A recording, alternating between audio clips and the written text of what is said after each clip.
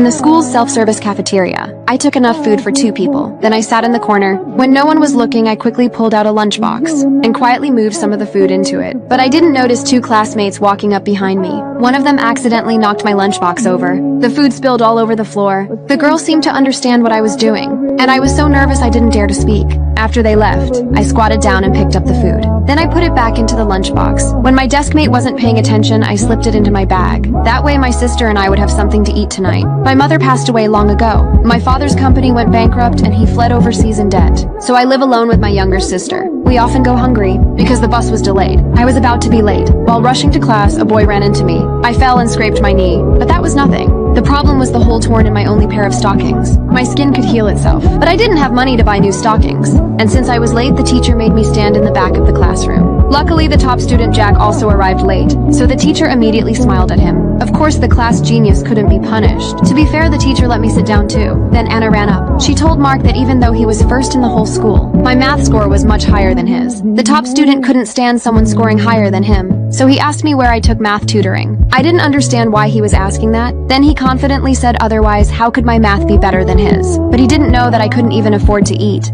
I had no time for tutoring classes. After school, I worked part-time at a convenience store and studied for my notes whenever I could. Getting into college was my only way out. One day, I was so tired that I fell asleep on my desk. When Jack looked closely at me, he was stunned by my face. Then I suddenly opened my eyes. Jack quickly pretended to ask me a question to hide his embarrassment, but he couldn't stop glancing at me. So he decided to get close to me in the name of studying. He started secretly bringing me milk tea, but he was too shy to actually give it to me. Then Jack pretended to say the class bell rang, but his hand was covered with notes about how to talk to girls. So even geniuses study in secret. Back in class, Jack deliberately threw his test prep book into the trash can in front of me.